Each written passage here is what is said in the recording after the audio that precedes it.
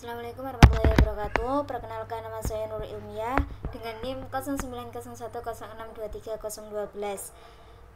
Prodi Sistem Informasi. Di sini saya akan menjelaskan atau mempresentasikan studi kasus yang telah saya ambil dari mata kuliah manajemen risiko. Di sini saya mengambil analisis manajemen risiko sistem perbankan digital, yaitu mobile banking, dengan dosen pengampu Bapak Faris Muslihul Amin MKOM.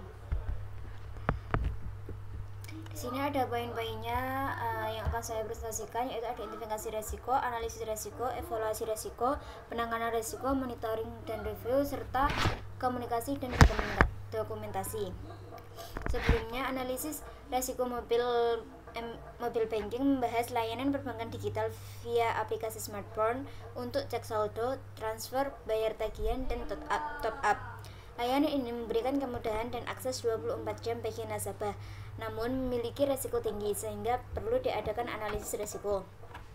Untuk identifikasi risikonya, yaitu mengenali risiko apa saja yang mungkin terjadi. Yang pertama ada kebocoran data nasabah. Kebocoran data nasabah itu bisa terjadi dengan data sensitif seperti nama, nomor rekening, PIN, dan saldo bisa bocor jika sistem tidak aman.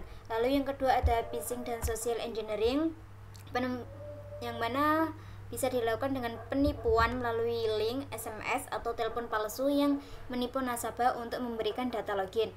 Lalu yang ketiga ada transaksi tidak sah.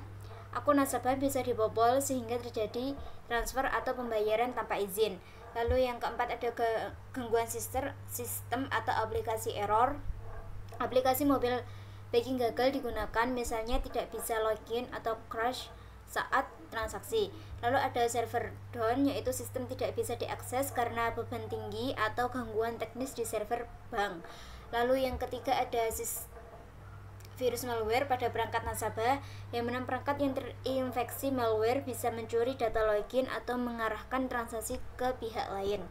Lalu ada analisis risiko, yaitu menilai probabilitas dan dampak risiko. Untuk yang pertama, kebocoran data ini memiliki probabilitas sedang dengan dampak tinggi. Lalu phishing dan social engineering mempunyai probabilitas tinggi dengan dampak tinggi.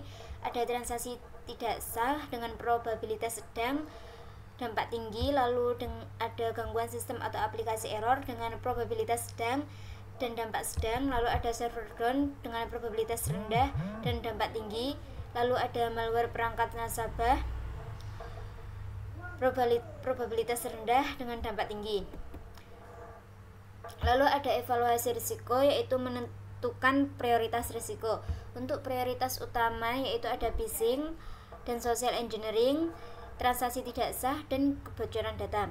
Untuk phishing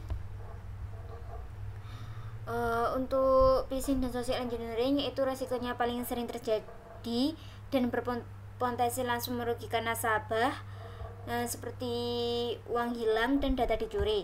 Untuk transaksi tidak sah ini, jika akun berhasil dibobol, dampaknya besar pada keuangan nasabah dan reputasi bank. Terus kebocoran data ini menyangkut informasi sensitif nasabah, bisa menimbulkan kerugian finansial dan menurunkan kepercayaan publik. Terus untuk prioritas menangannya yaitu ada gangguan aplikasi dan malware.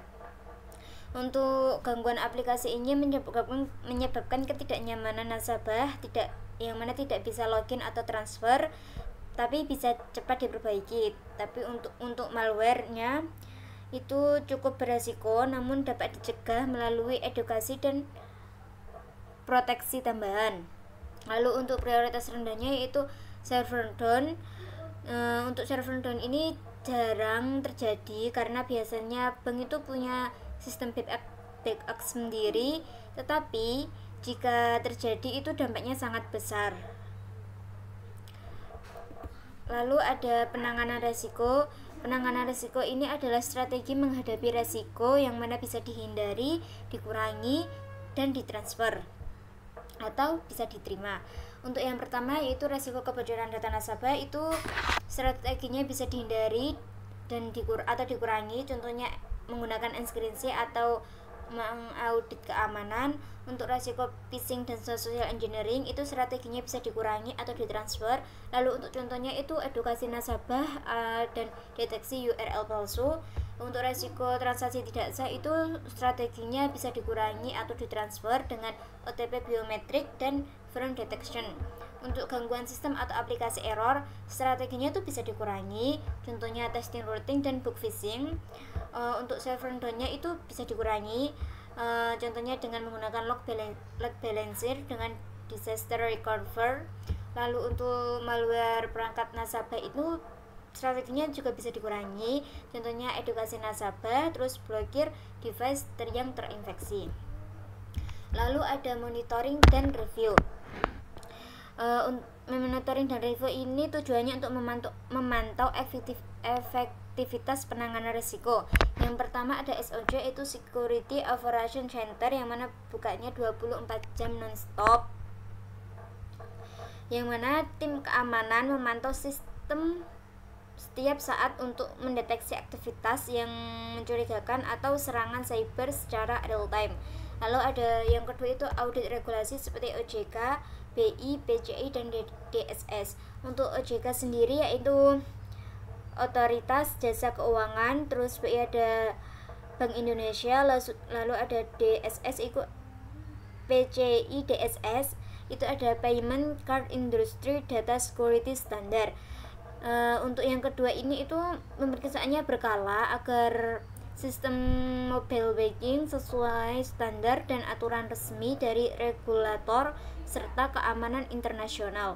Lalu ada review log keamanan dan patch aplikasi, tujuannya untuk mengecek catatan aktivitas sistem untuk menemukan celah lalu memperbarui patch aplikasi agar tetap aman. Yang keempat, evaluasi komplain nasabah secara berkala. Ini tuh keluhan dan masukan nasabah ditinjau untuk mengidentifikasi masalah layanan dan meningkatkan kualitas sistem.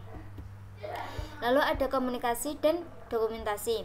Komunikasi dan dokumentasi ini melibatkan pihak terkait dan mencatat seluruh proses. Untuk pihak yang terlibat itu ada IT dan keamanan bank, customer support, OJK, vendor teknologi, dan manajemen.